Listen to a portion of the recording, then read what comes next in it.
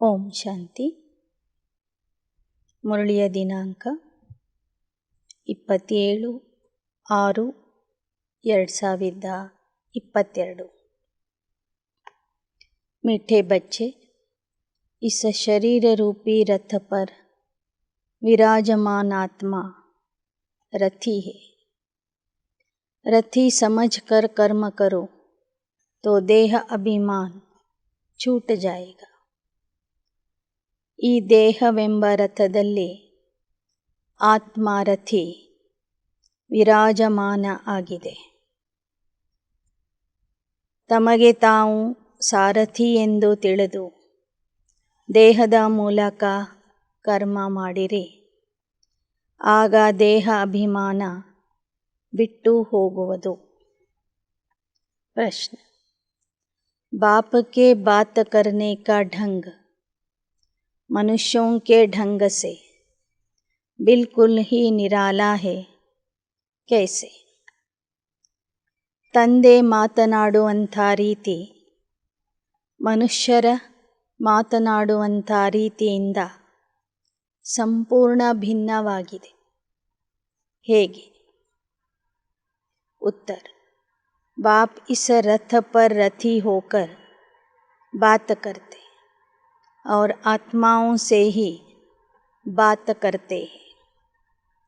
शरीरों को नहीं देखते। मनुष्य न तो स्वयं को आत्मा समझते और न आत्मा से बात ही करते। तुम बच्चों को अब यह अभ्यास करना है, किसी भी आकारी व साकारी चित्र को देखते भी नहीं देखो, आत्मा को देखो और एक विदेही को याद करो. ತಂದೆ ಬ್ರಹ್ಮಾರವರ ರಥದಲ್ಲಿ ಬಂದು ಸಾರಥಿಯಾಗಿ ಕುಳಿತು ಆತ್ಮರ ಜೊತೆಗೆ ಮಾತಾಡ್ತಾರೆ. ತಂದೆ ಮಾತಾಡುವಾಗ ದೇಹಗಳನ್ನು ನೋಡೋದಿಲ್ಲ. ಮನುಷ್ಯರನ್ನು ಆತ್ಮಿಕ ದೃಷ್ಟಿಯಿಂದ ನೋಡುತ್ತಾ ಆತ್ಮರ ಜೊತೆಗೆ ಮಾತಾಡ್ತಾರೆ. ಹಾಗೆಯೇ ನೀವು ಮಕ್ಕಳು ಸಹ ಅನ್ಯರನ್ನು ನೋಡುವಾಗ ಆತ್ಮಿಕ ದೃಷ್ಟಿಯಿಂದ ನೋಡುವ, ಮಾತನಾಡುವ ಅಭ್ಯಾಸ ಮಾಡಿರಿ. किसी भी आकारी व साकारी चित्र को देखते भी नहीं देखो, आत्मा को देखो, एक विदेही को याद करो. ಯಾವುದೇ ಸೂಕ್ಷ್ಮ ದೇಹ ಆಗಲಿ, ಸಾಕಾರಿ ದೇಹ ಆಗಲಿ, ಆ ದೇಹಧಾರಿಗಳ ಚಿತ್ರಗಳನ್ನು ನೋಡಬೇಡಿ. ಆತ್ಮನನ್ನೇ ನೋಡಿರಿ. ಒಬ್ಬ ವಿದೇಹಿ ತಂದೆಯನ್ನು ನೆನಪು ಮಾಡಿರಿ. ಗೀತ್, ತುಮಿ ಹೋ ಮಾತ ಪಿತಾ. ಓಂ ಶಾಂತಿ. ನೀನೇ ತಾಯಿ, ನೀನೇ ತಂದೆ, ನೀನೇ ಬಂದು ಸಖ ಆಗಿದ್ದೀಯಾ ಅಂತ ಭಕ್ತರು ಆ ಭಗವಂತನನ್ನು ಕುರಿತು ಹಾಡ್ತಾ ಬಂದಿದ್ದಾರೆ. बच्चों को ओम शांति का अर्थ समझाया जाता है. हर एक बात सहज है. सहज राजाई प्राप्त करनी है. कहाँ के लिए? सत्ययुग के लिए. उनको जीवन मुक्ति कहा जाता है. ಮಕ್ಕಳಿಗೆ ಓಂ ಶಾಂತಿಯ ಅರ್ಥವನ್ನು ಬಹಳ ಸರಳ ರೂಪದಲ್ಲಿ ಬಾಬಾ ತಿಳಿಸಿಕೊಟ್ಟಿದ್ದಾರೆ. ಸಹಜವಾಗಿಯೇ ನಮಗೆ ಸ್ವರ್ಗದ ರಾಜ್ಯ ಭಾಗ್ಯ ಪ್ರಾಪ್ತಿಯಾಗ್ತಿದೆ. ಆ ರಾಜ್ಯಕ್ಕೆ ಜೀವನ ಮುಕ್ತಿ ಅಂತ ಹೇಳಲಾಗ್ತದೆ. वहाँ रावण के यह भूत होते नहीं. कोई को क्रोध आता तो कहते तुम्हारे में यह भूत है.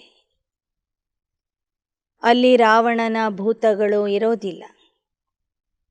ಇಲ್ಲಿ ಎಲ್ಲರಲ್ಲಿಯೂ ಭೂತಗಳ ಪ್ರವೇಶತೆ ಆಗಿದೆ. ಯಾರಿಗಾದರೂ ಕ್ರೋಧ ಬಂದರೆ ಜನ ಹೇಳ್ತಾರೆ, ನಿನ್ನಲ್ಲಿ ಕ್ರೋಧದ ಭೂತ ಇದೆ ಅಂತ. अब बाप ने योग का अर्थ समझाया, आत्मा समझ परमात्मा को याद करना, मैं आत्मा, यह मेरा शरीर. ಇಲ್ಲಿ ಶಿವಬಾಬಾ ನಮಗೆ ಯೋಗದ ಅರ್ಥ ಹೇಳಿಕೊಡ್ತಾರೆ. ಯೋಗ ಅಂದ್ರೇ ಆತ್ಮ ಆಗಿ ಪರಮಾತ್ಮನನ್ನು ನೆನಪು ಮಾಡೋದು. ನಾನು ಆತ್ಮ, ಈ ದೇಹ ನನ್ನದು ಅಂತ ತಿಳ್ಕೊಳ್ಳೋದು. ಹರೇಕೆ ಶರೀರ ರೂಪಿ ರಥ ಮೇ ಆತ್ಮ ರಥಿ बैठी हुई, आत्मा की ताकत से यह रथ चलता है. आत्मा को यह शरीर घड़ी घड़ी लेना और छोड़ना पड़ता है. ದೇಹವೆಂಬ ರಥದಲ್ಲಿ ಆತ್ಮ ರಥಿ ಕುಳಿತು ಈ ರಥ ನಡೆಸ್ತಾ ಇದೆ. ಆತ್ಮದ ಶಕ್ತಿಯಿಂದನೇ ಈ ರಥ ಓಡ್ತಾ ಇದೆ, ನಡೀತಾ ಇದೆ. ಆತ್ಮ ಆಗಾಗ ಒಂದು ದೇಹ ಬಿಡ್ತದೆ, ಮತ್ತೊಂದು ದೇಹ ತಗೊಳ್ತದೆ. अब भारत दुख धाम है. कुछ समय पहले सुख धाम था. ऑलमाइटी गवर्नमेंट थी, क्योंकि ऑलमाइटी अथॉरिटी ने भारत में देवताओं के राज्य की स्थापना की. ಭಾರತ ಈಗ ದುಃಖಧಾಮ ಆಗಿದೆ. ಮೊದಲು ಸುಖಧಾಮ ಆಗಿತ್ತು. ಅದರ ಸ್ಥಾಪನೆ ಸರ್ವಶಕ್ತಿವಂತನಾದ ಪರಮಾತ್ಮ ಮಾಡಿರ್ತಾನೆ. ಅಲ್ಲಿ ಒಂದೇ ಧರ್ಮ ಇರ್ತದೆ, बरोबर लक्ष्मी नारायण का राज्य था. उनकी आत्मा ने फिर 84 जन्मों का चक्र लगाया. ಅಲ್ಲಿ ಲಕ್ಷ್ಮೀನಾರಾಯಣರ ರಾಜ್ಯ ಇತ್ತು. ಅವರೇ 84 ಜನ್ಮಗಳ ಚಕ್ರದಲ್ಲಿ ಬರ್ತಾರೆ. फिर वर्णों में आते. शूद्र वर्ण के बाद सर्वोत्तम ब्राह्मण वर्ण आता है. भारतवासी ही इन वर्णों में आते. ब्राह्मण माना ब्रह्मा के मुख वंशावली. ಭಾರತವಾಸಿಗಳು ಈ ವರ್ಣಗಳಲ್ಲಿ ಬರ್ತಾರೆ. ಕೊನೆಗೆ ಶೂದ್ರ ವರ್ಣದಿಂದ ಮತ್ತೆ ಸರ್ವೋತ್ತಮ ಬ್ರಾಹ್ಮಣ ವರ್ಣಕ್ಕೆ ಹೋಗ್ತಾರೆ. ಬ್ರಾಹ್ಮಣರು ಅಂದರೆ ಬ್ರಹ್ಮನ ಮುಖದಿಂದ ಹುಟ್ಟಿರುವಂಥವು, ಬ್ರಹ್ಮನ ಮುಖ ವಂಶಾವಳಿಗಳು. ವಹ ಬ್ರಾಹ್ಮಣ ಕುಖ ವಂಶಾವಳಿ. ಲೌಕಿಕದ ಬ್ರಾಹ್ಮಣರು ದೈಹಿಕವಾಗಿ ಬ್ರಾಹ್ಮಣರು, ಕುಖ ವಂಶಾವಳಿ. ನೀವು ಆತ್ಮಿಕ ಬ್ರಾಹ್ಮಣರು, ಬ್ರಹ್ಮನ ಮುಖ ವಂಶಾವಳಿ. सतयुग है पावन दुनिया. सतयुग में पतित पावनी गंगा, यह नाम नहीं होगा, क्योंकि वह है ही पावन दुनिया. सभी पुण्य आत्माएं हैं, नो पापात्मा. कलयुग में फिर नो पुण्यात्मा. ಸತ್ಯಯುಗದಲ್ಲಿ ಪತಿತ ಪಾವನಿ ಗಂಗಾ ಅಂತ ಗಂಗಾ ನದಿಗೆ ಹೇಳೋದಿಲ್ಲ. ಯಾಕೆ ಅಂದರೆ ಎಲ್ಲರೂ ಪಾವನ ಆಗಿರ್ತಾರೆ, ಜಗತ್ತೇ ಪಾವನ ಆಗಿರ್ತದೆ. ಅಲ್ಲಿ ಎಲ್ಲರೂ ಪುಣ್ಯಾತ್ಮರಾಗಿರ್ತಾರೆ, ಒಬ್ಬರು ಪಾಪಾತ್ಮ ಇರೋದಿಲ್ಲ. ಕಲಿಯುಗದಲ್ಲಿ ಎಲ್ಲರೂ ಪಾಪಾತ್ಮರಿದ್ದಾರೆ, ಒಬ್ಬರೂ ಪುಣ್ಯಾತ್ಮ ಇಲ್ಲ. यहाँ सभी पापात्मा है. पुण्य आत्मा पवित्र को कहा जाता है. भारत में बहुत दान पुण्य करते. इस समय जब बाप आते हैं तो उनके ऊपर बलि चढ़ते. ಭಾರತದಲ್ಲಿ ದಾನ ಪುಣ್ಯ ಮಾಡ್ತಾರೆ. ಈ ಸಮಯದಲ್ಲಿ ಪರಮಾತ್ಮ ಬಂದಾಗ ಅವನ ಮೇಲೆ ಬಲಿ ಆಗ್ತಾರೆ, अर्पणे ಆಗ್ತಾರೆ. सन्यासी तो घर बार छोड़ जाते हैं, यहाँ तो कहते बाबा यह सब कुछ आपका है, आपने सतयुग में अथाह धन दिया था, फिर माया ने कौड़ी जैसा बना दिया। अभी यह आत्मा पतित हो गई है, तन मन धन सब पतित। आत्मा पहले पवित्र रहती, फिर चक्र लगाए पिछाड़ी में तमो प्रधान झूठा जेवर बनाए। ಆತ್ಮ ಮೊದಲು ಪವಿತ್ರ ಆಗಿರ್ತದೆ, ನಂತರ ನಿಧಾನಕ್ಕೆ ಪತಿತ ಆಗ್ತದೆ. ತನವು ಮನ ಧನ ಎಲ್ಲವೂ ಸಹ ಇಲ್ಲಿ ಪತಿತ ಆಗಿದೆ. ಮೊದಲು ಆತ್ಮ ಪವಿತ್ರ ಚೊಕ್ಕ ಚಿನ್ನ ಆಗಿತ್ತು, ಕೊನೆಗೆ ಇದು ನಕಲಿ ಚಿನ್ನ ಆಗಿದೆ. ಪಾಟ್ ಬಜಾತೆ पतित बन जाती. गोल्डन सिल्वर इन स्टेजेस में मनुष्य को आना है. गाते हैं तुम माता पिता लक्ष्मी नारायण के आगे भी जाकर यह महिमा करते. ಬಾಬಾ ಹೇಳ್ತಾರೆ, ಪಾತ್ರ ಮಾಡ್ತಾ ಮಾಡ್ತಾ ನಾವು ಚಿನ್ನದ ಸ್ಥಿತಿಯಿಂದ ಬೆಳ್ಳಿಯ ಸ್ಥಿತಿಗೆ ಬರ್ತೀವಿ, ಅಲ್ಲಿಂದ ತಾಮ್ರ ಸಮಾನ ಆಗ್ತೀವಿ, ನಂತರ ಕಬ್ಬಿಣದ ಸಮಾನ ಆಗ್ತೀವಿ. ಭಕ್ತಿ ಮಾರ್ಗದಲ್ಲಿ ಹಾಡ್ತಾ ಬಂದಿದ್ದಾರೆ, ತಂದೆ ನೀನು, ತಾಯಿ ನೀನು, ಬಂಧು ನೀನು, ಬಳಗ ನೀನು. ಲಕ್ಷ್ಮೀನಾರಾಯಣರ ಮುಂದೆನೂ ಹೋಗಿ ಇದನ್ನೇ ಹಾಡ್ತಾರೆ. परंतु उनको अपना एक बच्चा एक बच्ची होती है. जैसा सुख राजा रानी को वैसा बच्चों को रहता है. ತಂದೆ ನೀನು ತಾಯಿ ನೀನು ಎಂಬ ಮಹಿಮೆ ಪರಮಾತ್ಮನ ಮಹಿಮೆ ಆಗಿದೆ ವಿನಃ ಅದು ಲಕ್ಷ್ಮೀನಾರಾಯಣರ ಮಹಿಮೆ ಅಲ್ಲ. ಲಕ್ಷ್ಮೀನಾರಾಯಣರು ಅವರ ಮಕ್ಕಳಿಗೆ ಮಾತ್ರ ತಂದೆ ತಾಯಿ ಆಗಿರ್ತಾರೆ ವಿನಃ ಇಡೀ ಜಗತ್ತಿಗೆ ತಂದೆ ತಾಯಿ ಆಗಿರೋದಿಲ್ಲ. ವಹಾ ಸಬ್ಕೋ ಸುಖ ಘನೇರೆ ಹೋತೆ.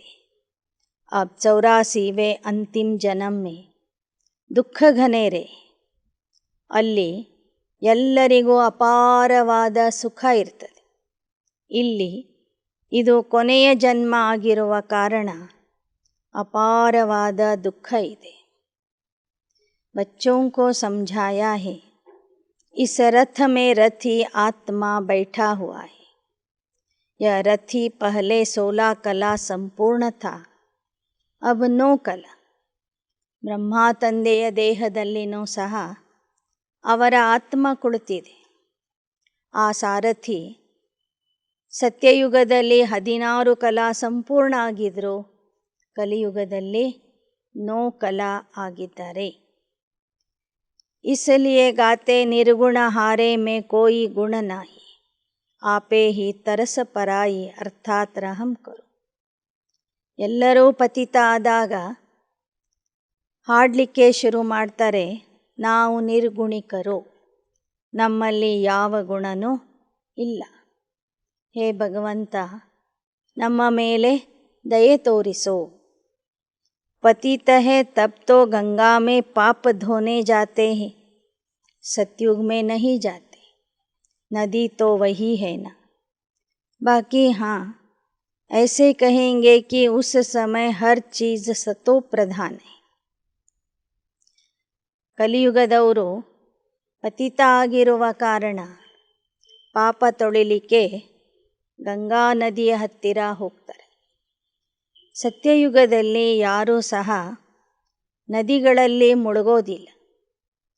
ನದಿಯಂತೂ ಸತ್ಯುಗದಲ್ಲೂ ಇತ್ತು, ತ್ರೇತಾಯುಗದಲ್ಲೂ ಇತ್ತು, ಎಲ್ಲ ಯುಗಗಳಲ್ಲಿನೂ ಈ ನದಿಗಳು ಇರ್ತವೆ. ಆದರೆ ಅಲ್ಲಿ ಯಾರೂ ಸಹ ಹೋಗಿ ನದಿಗಳಲ್ಲಿ ಸ್ನಾನ ಮಾಡೋದಿಲ್ಲ. ನದಿಯ ಬಡಿ ಸಾಫ್ ಸ್ವಚ್ಛ ಹೋಂಗಿ, नदियों में कीचड़ा आदि कुछ भी नहीं रहता. यहाँ देखो कीचड़ा पड़ता रहता है. ಸತ್ಯಯುಗದಲ್ಲಿ ಎಲ್ಲ ನದಿಗಳು ಸ್ವಚ್ಛ ಆಗಿರ್ತವೆ. ನದಿಗಳಲ್ಲಿ ಕಸ ಇರೋದಿಲ್ಲ, ಕೊಳಕು ಇರೋದಿಲ್ಲ. ಇಲ್ಲಿ ನೋಡಿದರೆ ಇಡೀ ಊರಿನ ಕಸ ಕೊಳಕೆಲ್ಲ ಹೋಗಿ ನದಿಯಲ್ಲಿ ಹಾಕ್ತಾರೆ, ಸಮುದ್ರದಲ್ಲಿ ಹಾಕ್ತಾರೆ. सागर में सारा गंद जाता है. सतयुग में ऐसा हो नहीं सकता. लॉ नहीं किसको अपवित्र बनाना. ಇಲ್ಲಿ ನದಿಗಳು ಮಲಿನ ಆಗಿವೆ, ಸಾಗರನೂ ಮಲಿನ ಆಗಿದೆ. ಸತ್ಯಯುಗದಲ್ಲಿ ಯಾವ ವಸ್ತುನೂ ಅಪವಿತ್ರ ಆಗಿರೋದಿಲ್ಲ. ಎಲ್ಲವೂ ಸ್ವಚ್ಛ ಮತ್ತು ಪವಿತ್ರ ಆಗಿರ್ತದೆ. सब चीज़ें पवित्र रहती. तो बाप समझाते यह अंतिम जन्म है, खेल पूरा होता है. खेल की लिमिट है 5000 ವರ್ಷ. ಬಾಬಾ ಹೇಳ್ತಾರೆ, ಈಗ ಎಲ್ಲರದು ಕೊನೆಯ ಜನ್ಮ ಆಗಿದೆ, ಆಟ ಮುಗಿತಾ ಇದೆ. ಈ ಆಟದ ಅವಧಿ ಎಷ್ಟು ಅಂದರೆ 5000 ವರ್ಷಗಳು. यह निराकार शिव बाबा समझाते हैं, वह सबसे ऊंच परम धाम में रहने वाला, परम धाम से ही हम सब आते हैं. ನಿರಾಕಾರ ಶಿವ ತಂದೆ ಈ ಎಲ್ಲ ವಿಚಾರಗಳನ್ನು ನಮಗೆ ತಿಳಿಸ್ತಾರೆ. ಅವನು ಇರುವುದು ಪರಮಧಾಮದಲ್ಲಿ, ನಾವೆಲ್ಲರೂ ಇರುವುದು ಪರಮಧಾಮದಲ್ಲಿ. ಪರಮಧಾಮದಿಂದ ಬಂದು ನಮಗೆ ಈ ಜ್ಞಾನ ಕೊಡ್ತಾರೆ. अब कलयुग अंत्य में ड्रामा पूरा हो, फिर से हिस्ट्री रिपीट होनी है. मनुष्य जो गीता शास्त्र पढ़ते वह सब बने हैं द्वापर से. ಕಲಿಯುಗದ ಕೊನೆಗೆ ನಾಟಕ ಮುಗೀತದೆ, ಮತ್ತೆ ಸತ್ಯಯುಗದಿಂದ ಇತಿಹಾಸದ ಪುನರಾವರ್ತನೆಯಾಗ್ತದೆ. ಮತ್ತೆ ಭಕ್ತಿ ಮಾರ್ಗ ನಡೀತದೆ. ಭಕ್ತಿಯಲ್ಲಿ ಶಾಸ್ತ್ರಗಳನ್ನು ರಚನೆ ಮಾಡ್ತಾರೆ. यह ज्ञान प्राय लोप हो जाता है. राजयोग तो कोई सिखला न सके, सिर्फ उन्हों के यादगार लिए पुस्तक बनाते रहते. ಈ ಜ್ಞಾನ ಸಂಗಮ ಯುಗದ ಕೊನೆಗೆ ಪ್ರಾಯ ಲೋಪ ಆಗಿಬಿಡ್ತದೆ. ರಾಜಯೋಗ ಅಥವಾ ಈಶ್ವರೀಯ ಜ್ಞಾನ ಸತ್ಯತ್ರೇತಾಯುಗದಲ್ಲಿ ಯಾರಿಗೂ ಗೊತ್ತಿರೋದಿಲ್ಲ. ದ್ವಾಪರ ಕಲಿಯುಗದಲ್ಲಿ ಆ ಸತ್ಯತ್ರೇತಾಯುಗದ ದೇವತೆಗಳ ಸ್ಮಾರಕಗಳನ್ನು ಸ್ಥಾಪನೆ ಮಾಡ್ತಾರೆ, ಕಟ್ತಾರೆ. अन्य धर्म वाले खुद धर्म स्थापन कर पुनर्जन्म में आने लगे. उनका यादगार पुस्तक रहने लगा. देवता धर्म की स्थापना होती है संगम पर. इतर ಧರ್ಮದವರು ಧರ್ಮ ಸ್ಥಾಪನೆ ಮಾಡಿ ಮತ್ತೆ ಪುನರ್ಜನ್ಮದಲ್ಲಿ ಬರ್ತಾ ಹೋಗ್ತಾರೆ. ಅವರು ಹೇಳಿದ ಜ್ಞಾನ ಆಯಾ ಧರ್ಮದ ಶಾಸ್ತ್ರ ಆಗಿ ರಚಿಸಲ್ಪಡ್ತದೆ. ಆದರೆ ದೇವತಾ ಧರ್ಮದ ಸ್ಥಾಪನೆ ಮಾಡುವಂಥವನು ಪುನರ್ಜನ್ಮದಲ್ಲಿ ಬರೋದಿಲ್ಲ. ಅವನು ಹೇಳಿದ ಜ್ಞಾನ ಲೋಪ ಆಗಿಬಿಡ್ತದೆ. 2 ಯುಗಗಳ ನಂತರ ಆ ಜ್ಞಾನದ ಆಧಾರದಿಂದ ಅನೇಕ ಶಾಸ್ತ್ರ ಪುರಾಣಗಳನ್ನು ರಚನೆ ಮಾಡ್ತಾರೆ. देवता धर्म की स्थापना होती है संगम पर. ದೇವತಾ ಧರ್ಮದ ಸ್ಥಾಪನೆ ಸಂಗಮ ಯುಗದಲ್ಲಿ ಆಗ್ತದೆ. बाप आकर इस रथ में विराजमान होते, घोड़े गाड़ी की बात नहीं. इस साधारण बूढ़े रथ में प्रवेश करते, वह है रथी. ಬಾಬಾ ಈ ಬ್ರಹ್ಮಾರವರ ರಥದಲ್ಲಿ ಪ್ರವೇಶ ಮಾಡ್ತಾರೆ. इनको अडॉप्ट किया. बाप खुद कहते मैं इस रथ में आए रथी बनता, इनको ಜ್ಞಾನ ದೇತಾ. ಇವರ ರಥದಲ್ಲಿ ಬಂದು ಇವರನ್ನೇ ನಾನು ಮೊದಲು ಅಡಾಪ್ಟ್ ಮಾಡಿಕೊಳ್ತೀನಿ, ಇವರ ಮೂಲಕ ಜ್ಞಾನ ಕೊಡ್ತೀನಿ. शुरू इनसे करता हूँ, कलश देता हूँ ಮಾತಾओं को. ಇವರ ಮೂಲಕ ಜ್ಞಾನ ಹೇಳಲಿಕ್ಕೆ ಪ್ರಾರಂಭ ಮಾಡ್ತೀನಿ. ಆದರೆ ಜ್ಞಾನದ ಕಲಶ ಮಾತೆಯರ ತಲೆಯ ಮೇಲೆ ಕೊಡ್ತೀನಿ. ಮಾತಾ ತೋ ಯಹ ಭೀ ಠಹರಿ. ಈ ಬ್ರಹ್ಮಬಾಬಾವರು ಸಹ ಮೊದಲನೇ ಮಾತೆ ಆಗಿದ್ದಾರೆ, ಮೊದಲನೇ ತಾಯಿ ಆಗಿದ್ದಾರೆ. ಪಹಲೆ ಪಹಲೆ ಯಹ ಸುನ್ತೆ फिर तुम इनमें तो विराजमान है, सामने आत्माओं से बैठ बातें करते, और कोई भी विद्वान आदि नहीं होगा जो ऐसे आत्माओं से बैठ बात करे. ಇವರಲ್ಲಿ ವಿರಾಜಮಾನ ಆಗಿ ಆತ್ಮರ ಜೊತೆಗೆ ಮಾತಾಡ್ತೀನಿ ನಾನು. ಬೇರೆ ಯಾವ ವಿದ್ವಾನ ಪಂಡಿತರು ಈ ಥರ ಆತ್ಮರ ಜೊತೆಗೆ ಮಾತಾಡೋದಿಲ್ಲ. मैं तुम्हारा बाप हूँ, ज्ञान सागर स्वर्ग का रचयिता, मैं नर्क नहीं रचता हूँ, यह तो माया नर्क बनाती है. ನಾನು ನಿಮ್ಮ ತಂದೆ, ಜ್ಞಾನಸಾಗರ, ಸ್ವರ್ಗದ ರಚಯಿತ. ನಾನು ನರ್ಕದ ರಚನೆ ಮಾಡೋದಿಲ್ಲ, ಸ್ವರ್ಗದ ರಚನೆ ಮಾಡ್ತೀನಿ. ಮಾಯೆ ನಾನು ಮಾಡಿದ ಸ್ವರ್ಗವನ್ನು ನರ್ಕ ಮಾಡ್ತದೆ. ತುಮ್ ಭಾರತವಾಸಿ स्वर्गवासी थे, अब नरकवासी बने हो. नरकवासी बनाया रावण ने, क्योंकि आत्मा रावण की मत पर चलती है. ನೀವೇ ಭಾರತವಾಸಿಗಳು ಮೊದಲು ಸ್ವರ್ಗವಾಸಿ ಆಗಿದ್ರೆ ಈಗ ನರ್ಕವಾಸಿ ಆಗಿದ್ದೀರಿ. ರಾವಣ ನಿಮ್ಮನ್ನು ನರ್ಕವಾಸಿಯನ್ನಾಗಿ ಮಾಡಿದ್ದಾನೆ. ಈ ಸಮಯದಲ್ಲಿ ನೀವು ಆತ್ಮರು ರಾಮ್ ಶಿವ್ ಬಾಬಾ ಕಿ ಶ್ರೀ ಶ್ರೀ ಮತ್ ಪರ್ ಚಲ್ತೆ ಹೋ. ನಿರಾಕಾರ ರಾಮ ಶಿವತಂದೆಯ ಶ್ರೀಮತದಿಂದ ನಡೀತಾ ಇದ್ದೀರಿ. ಬಾಪ್ ಸಮझाते हैं अब सबका ಪಾರ್ಟ್ ಪೂರಾ ಹುआ. ಬಾಬಾ ಹೇಳ್ತಾರೆ, ಎಲ್ಲರ ಪಾತ್ರ ಈಗ ಮುಗೀತು. सब इकट्ठी होंगी, ऊपर से आ जाएंगी, तब जाना शुरू होगा. ಎಲ್ಲ ಆತ್ಮರು ಮನೆಯಿಂದ ವೇದಿಕೆಯ ಮೇಲೆ ಬರಬೇಕು, ಒಟ್ಟಿಗೆ ಸೇರಬೇಕು, ಮನೆ ಖಾಲಿ ಆಗಬೇಕು. ಆಗ ವಾಪಸ್ ಹೋಗುವುದು ಪ್ರಾರಂಭವಾಗ್ತದೆ. ಮೊದಲು ಎಲ್ಲರೂ ಮನೆಯಿಂದ ಸೃಷ್ಟಿ ರಂಗಮಂಚದ ಮೇಲೆ ಬರಬೇಕು, ಮನೆ ಖಾಲಿ ಆಗಬೇಕು.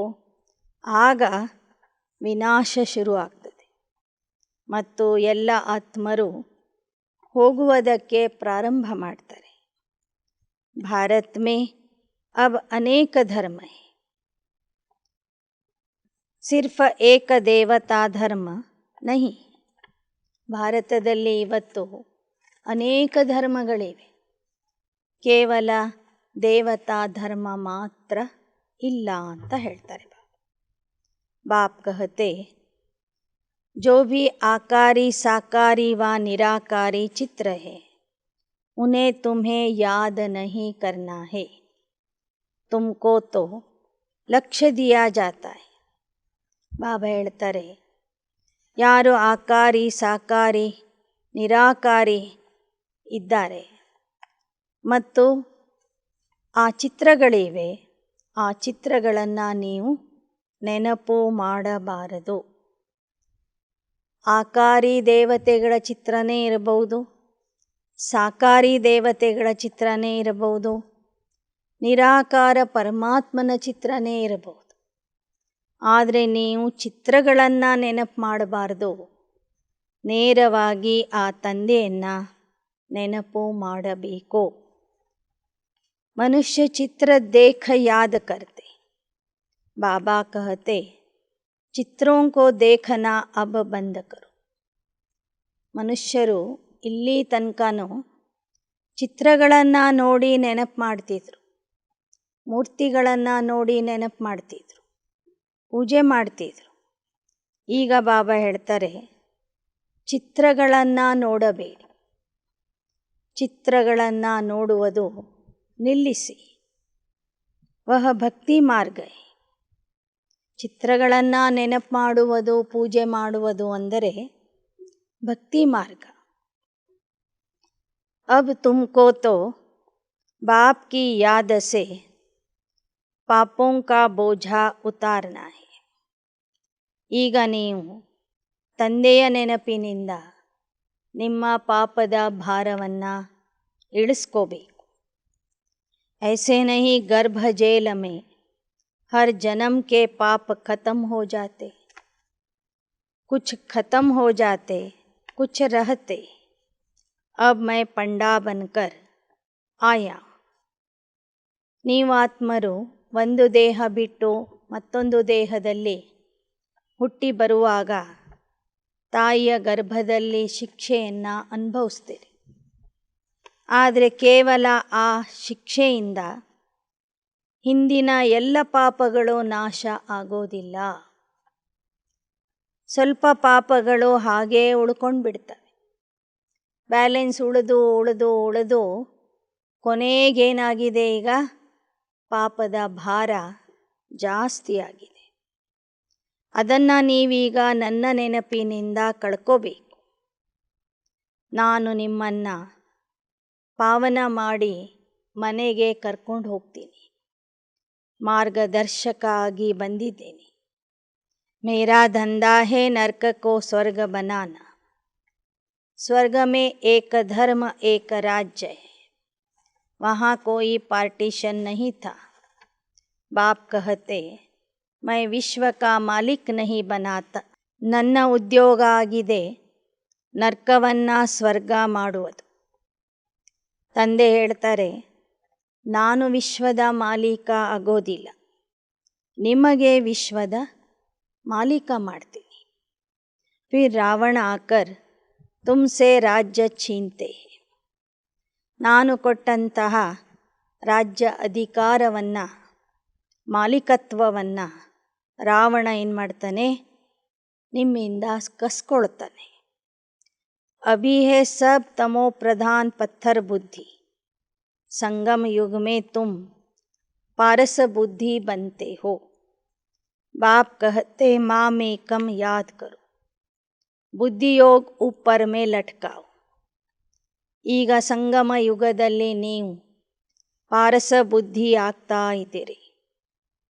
ಅದಕ್ಕೆ ತಂದೆ ಹೇಳ್ತಾರೆ, ನನ್ನನ್ನು ನೆನಪು ಮಾಡಿರಿ, ಬುದ್ಧಿಯೋಗ ನನ್ನ ಜೊತೆಗೆ ಜೋಡಿಸಿರಿ.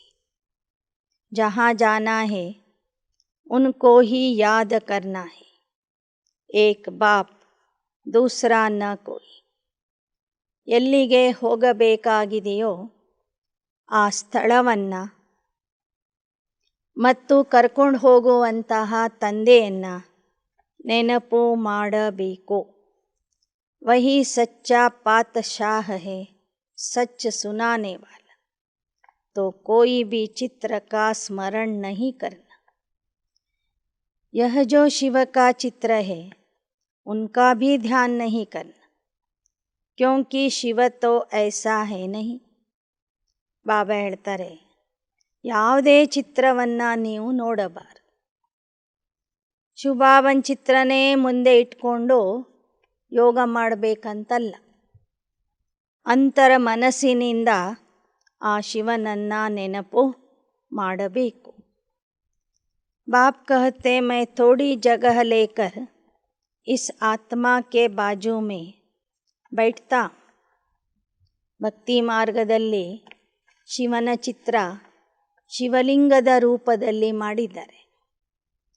ಆ ಶಿವಲಿಂಗವನ್ನು ನೋಡುತ್ತಾ ನೆನಪು ಮಾಡ್ರಿ ಅಂತ ಬಾಬಾ ಹೇಳೋದಿಲ್ಲ. ನಾನು ಸೂಕ್ಷ್ಮಾತಿ ಸೂಕ್ಷ್ಮ ಬಿಂದು ಆಗಿದ್ದೇನೆ. ಇವರ ದೇಹದಲ್ಲಿ ಪ್ರವೇಶ ಮಾಡಿ ಇವರ ಪಕ್ಕದಲ್ಲಿನೇ ನಾನು ಕೂತ್ಕೊಳ್ತೇನೆ. ಇನ್ಕಿ ಆತ್ಮ ಮೇ ಭಿ ಜ್ಞಾನ ನಹಿ ಥಾ. इनकी आत्मा रथी बोलती है शरीर द्वारा, वैसे मैं भी इन ऑर्गन से बोलता हूँ. नहीं तो कैसे समझाऊं?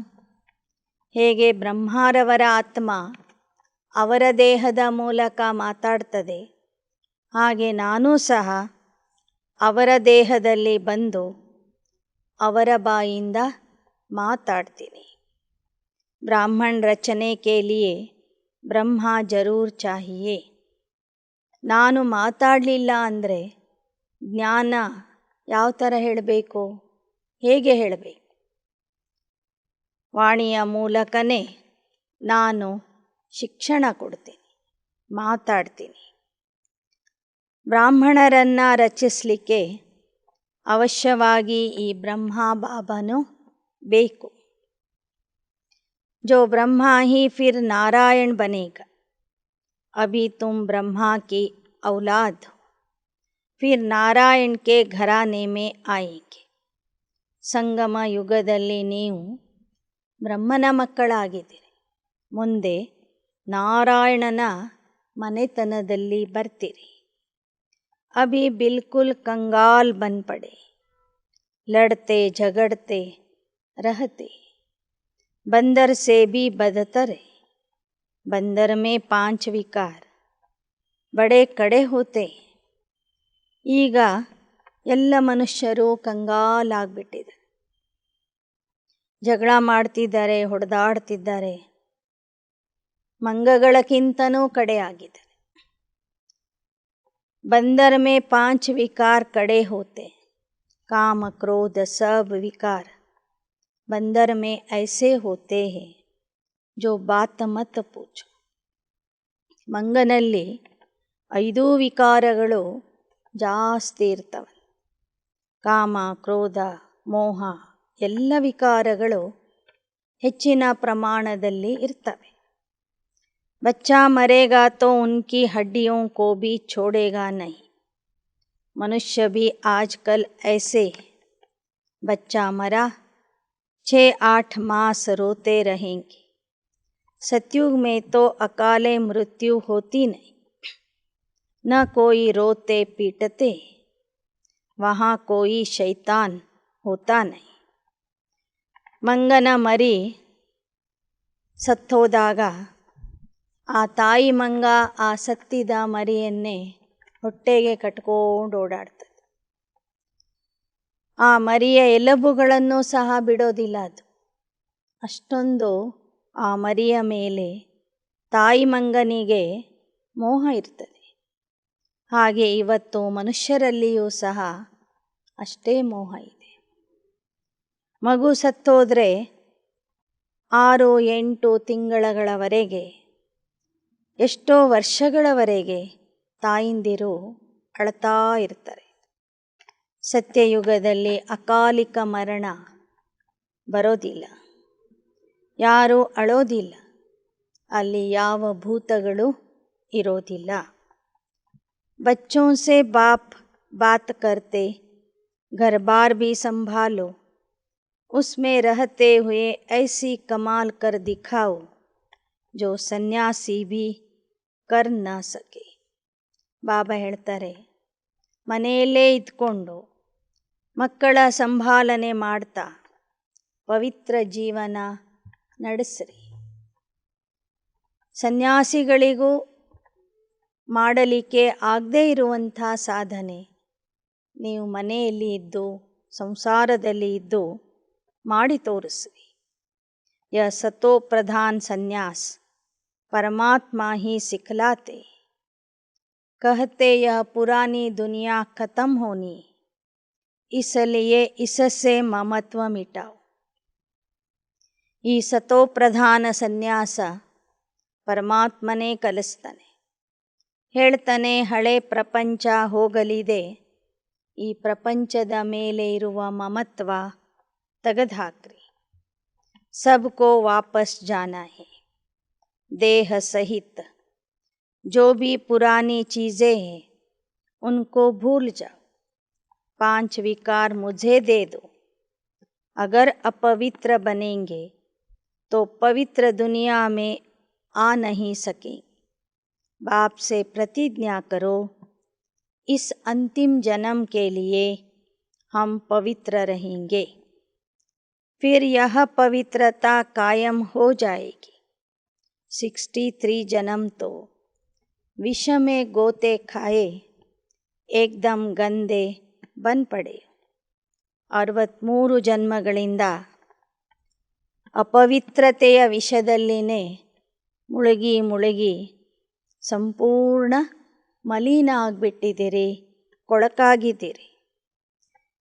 ಈಗ ತಂದೆಯ ಹತ್ತಿರ ಬಂದು ಪವಿತ್ರತೆಯ ಪ್ರತಿಜ್ಞೆ ಮಾಡಿರಿ. ಆಗ ಭವಿಷ್ಯದಲ್ಲಿ ಮತ್ತೆ ಪವಿತ್ರ ದೇವತೆಗಳು ಆಗುವಿರಿ. अपने धर्म कर्म को ही भूल गए हो. हिंदू धर्म कहते रहते, बाप कहते क्यों नहीं समझते हो, भारत स्वर्ग था, हम देवता थे, बाप ने राजयोग सिखलाया था. फिर कहते हो कृष्ण ने सिखलाया. ಸಂಗಮ ಯುಗದಲ್ಲಿ ಪರಮಾತ್ಮ ಬಂದು ರಾಜಯೋಗ ಕಲಿಸಿರ್ತಾನೆ. ಆದರೆ ಭಕ್ತಿ ಮಾರ್ಗದಲ್ಲಿ ನೀವು ಕೃಷ್ಣನ ಹೆಸರನ್ನು ಸೇರಿಸಿದಿರಿ.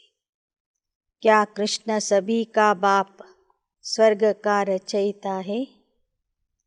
ಬಾಪ್ ತೋ ನಿರಾಕಾರ ಸಭಿ ಆತ್ಮಾओं का बाप है. ಕೃಷ್ಣ ಸ್ವರ್ಗದ ರಚಯಿತನೂ ಅಲ್ಲ, ಸರ್ವ ಆತ್ಮರಿಗೆ ತಂದೆನೂ ಅಲ್ಲ. ನಿರಾಕಾರ ಪರಮಾತ್ಮ ಮಾತ್ರ ಸರ್ವ ಆತ್ಮರಿಗೂ ತಂದೆ ಆಗಿದ್ದಾನೆ. ವಹ ಆತೆ ಹೇ ದೇವತಾ ಧರ್ಮ ಸ್ಥಾಪನ करने. फिर विष्णु के 2 रूप लक्ष्मी नारायण राज्य करेंगे. विष्णु से ही वैष्णव अक्षर निकलता है. ಪರಮಾತ್ಮ ಬರುವುದೇ ದೇವತಾ ಧರ್ಮದ ಸ್ಥಾಪನೆ ಮಾಡಲಿಕ್ಕಾಗಿ. ಆ ದೇವತಾ ಧರ್ಮದ ಪ್ರಥಮ ಮಹಾರಾಜ ಮಹಾರಾಣಿ ಶ್ರೀ ಲಕ್ಷ್ಮೀನಾರಾಯಣರು ಬಂದು ಭಾರತದಲ್ಲಿ ರಾಜ್ಯ ಮಾಡ್ತಾರೆ. ಅದಕ್ಕೆ ವಿಷ್ಣುಪುರಿ ಅಂತಲೂ ಹೇಳಲಾಗ್ತದೆ. ವಿಷ್ಣು ಎಂಬ ಶಬ್ದದಿಂದ ವೈಷ್ಣವ ಎನ್ನುವಂತಹ ಅಕ್ಷರ ಬಂದಿದೆ. आजकल तो सब पापात्मा है. वहाँ यह काम कटारी चलाकर 1-2 का घात नहीं करते. सचखंड स्थापन करने वाला एक सद्गुरु है, बाकी सब है डुबोने वाले. संगम और स्वर्ग 1-2 के नज़दीक होने के कारण नरक की बात स्वर्ग में ले गए. वास्तव में कंस रावण आदि अभी के वहाँ नहीं हो सकते. ಸತ್ಯಯುಗದಲ್ಲಿ ಯಾರು ವಿಕಾರಿಗಳು ಇರೋದಿಲ್ಲ, ಅಲ್ಲಿ ಯಾರು ರಾಕ್ಷಸರೂ ಇರೋದಿಲ್ಲ. ಆದರೆ ಸ್ವರ್ಗ ನರಕ ಹತ್ತಿರದಲ್ಲಿ ಇರೋದ್ರಿಂದ ನರಕ ಹೋಗ್ತದೆ, ಸ್ವರ್ಗ ಬರ್ತದೆ. ಮಧ್ಯದಲ್ಲಿ ಸ್ವಲ್ಪ ಸಮಯ ಇರೋದ್ರಿಂದ ನರಕದ ವಿಚಾರಗಳನ್ನು ಸ್ವರ್ಗದಲ್ಲಿ ಸೇರಿಸಿದರೆ, ಸ್ವರ್ಗದ ವಿಚಾರಗಳನ್ನು ನರಕದಲ್ಲಿ ಸೇರಿಸಿದರೆ. ಸತ್ಯ ತ್ರೇತಾಯುಗದಲ್ಲಿ ಕಂಸ ರಾವಣ ಇತ್ಯಾದಿ ಅಸುರರನ್ನು ತೋರಿಸಿದ್ದಾರೆ. ಬಾಬಾ ಹೇಳ್ತಾರೆ, ಸತ್ಯ ತ್ರೇತಾಯುಗದಲ್ಲಿ ಯಾವ ಅಸುರರು ಇರೋದಿಲ್ಲ. तो रथ में जो रथी दिखाते हैं, वास्तव में रथ यह है जिसको नंदीगण भागीरथ भी कहा जाता है. तुम सब अर्जुन हो, तुम्हें कहते इस रथ में आया हूँ युद्ध के मैदान में तुमको माया पर जीत प्राप्त कराने. सतयुग में न रावण होता, न उसको जलाते. ಬಾಬಾ ಹೇಳ್ತಾರೆ, ಅರ್ಜುನನ ರಥದಲ್ಲಿ ಶ್ರೀಕೃಷ್ಣ ಸಾರಥಿಯಾಗಿ ಬಂದು ಗೀತಾಜ್ಞಾನ ಹೇಳ್ತಾನೆ ಅಂತ ಭಕ್ತಿ ಮಾರ್ಗದಲ್ಲಿ ವರ್ಣನೆ ಇದೆ. ಬಾಬಾ ಹೇಳ್ತಾರೆ, ಆ ರಥ ಯಾವುದು ಅಂದರೆ ಬ್ರಹ್ಮಾರವರ ದೇಹನೇ ಭಾಗ್ಯಶಾಲಿ ರಥ ಆಗಿದೆ. ಆ ರಥದಲ್ಲಿ ಕುಳಿತು ನಾನು ಎಲ್ಲರಿಗೂ ಗೀತಾಜ್ಞಾನ ಕೊಡ್ತೀನಿ. ನೀವೆಲ್ಲರೂ ಯುದ್ಧದ ಮೈದಾನದಲ್ಲಿ ಇದ್ದೀರಿ. ಮಾಯೆಯ ಮೇಲೆ ವಿಜಯ ಪ್ರಾಪ್ತಿಗಾಗಿ ಯುದ್ಧ ಮಾಡ್ತಿದ್ದೀರಿ. ಸತ್ಯಯುಗದಲ್ಲಿ ರಾವಣ ಇರೋದಿಲ್ಲ, ಅವನನ್ನು ಸುಡೋದೂ ಇಲ್ಲ. ಯಹಾ ಜಲಾತೆ रहेंगे जब तक ವಿನಾಶ್ ನಹಿ ಹೋಗಾ. ದ್ವಾಪರ ಕಲಿಯುಗದಲ್ಲಿ ಮಾತ್ರ ರಾವಣನನ್ನು ಸುಡ್ತಾ ಇರ್ತಾರೆ. ಎಲ್ಲಿಯವರೆಗೆ ಅವನು ಸಂಪೂರ್ಣ ನಾಶ ಆಗಿ ಹೋಗೋದಿಲ್ಲ, ರಾವಣ ರಾಜ್ಯದ ವಿನಾಶ ಆಗೋದಿಲ್ಲ, ಅಲ್ಲಿಯವರೆಗೂ ಸಹ ರಾವಣನನ್ನು ಸುಡುವಂತಹ ಪದ್ಧತಿ ಆಚರಿಸ್ತಾರೆ. दशहरे पर रावण को जरूर जलाएंगे क्योंकि यह रावण राज्य है ना. रावण संप्रदाय फिर खलास हो जाएंगे. सद्गति दाता है ही एक. मनुष्य मनुष्य को सद्गति दे न सके. ಇದು ರಾವಣ ರಾಜ್ಯ ಆಗಿರುವ ಕಾರಣ ಮತ್ತು ರಾವಣನಿಂದ ಎಲ್ಲರೂ ದುಃಖಿಯಾಗಿರುವ ಕಾರಣ ಪ್ರತಿ ವರ್ಷವೂ ರಾವಣನನ್ನು ಸುಟ್ಟಾಕ್ತಾರೆ. ರಾವಣನ ಪ್ರತಿಮೆಯನ್ನು ಮಾಡಿ ಸುಟ್ಟಾಕ್ತಾರೆ. ಆದರೆ ರಾವಣ ಹೋಗುವುದು ಕಲಿಯುಗದ ವಿನಾಶ ಆದ ನಂತರ. ಈಗ ಪರಮಾತ್ಮ ಸದ್ಗತಿ ದಾತ ಬಂದು ಎಲ್ಲರಿಗೂ ಸದ್ಗತಿ ಕೊಡ್ತಾ ಇದ್ದಾನೆ. ಮನುಷ್ಯರು ಮನುಷ್ಯರಿಗೆ ಸದ್ಗತಿ ಕೊಡೋದಿಲ್ಲ. अच्छा, मीठे मीठे सिकिलदे बच्चों प्रति मात पिता बाप दादा का याद प्यार. Good morning. रूहानी बाप की रूहानी बच्चों को नमस्ते. रूहानी बच्चों की रूहानी बाप दादा को याद प्यार, गुड मॉर्निंग और नमस्ते नमस्ते नमस्ते. धारणा के लिए मुख्य सार. सतो प्रधान संन्यास करना है. इस पुरानी दुनिया में रहते ममत्व मिटा देना है. देह सहित जो भी पुरानी चीज़ें हैं उनको भूल जाना है. सतो ಪ್ರಧಾನ ಸನ್ಯಾಸ ಮಾಡಬೇಕು. ಹಳೆ ಪ್ರಪಂಚವನ್ನು ಮರಿಬೇಕು. ಹಳೆ ಪ್ರಪಂಚ ಮತ್ತು ದೇಹದ ಮೇಲೆ ಇರುವ ಮಮತ್ವ ತೆಗೆದು ಹಾಕಬೇಕು. ಎರಡನೇದು, अपना बुद्धि योग ऊपर लटकाना है. किसी भी चित्र व देहधारी को याद नहीं करना है. एक बाप का ही स्मरण करना है. ನಮ್ಮ ಬುದ್ಧಿಯೋಗ ಮೇಲಕ್ಕೆ ಜೋಡಿಸಬೇಕು. ಮೇಲಿರುವ ತಂದೆ ಮತ್ತು ಮನೆಯ ನೆನಪು ಮಾಡಬೇಕು. ಯಾವುದೇ ಚಿತ್ರ ಆಗಲಿ ದೇಹಧಾರಿಗಳಾಗಲಿ ಅವರನ್ನು ನೆನಪು ಮಾಡಬಾರದು. ಒಬ್ಬ ತಂದೆಯನ್ನೇ ಸ್ಮರಣೆ ಮಾಡಬೇಕು. वरदान. परमात्मा श्रीमत के आधार पर हर कदम उठाने वाले अविनाशी वर्षे के अधिकारी भव.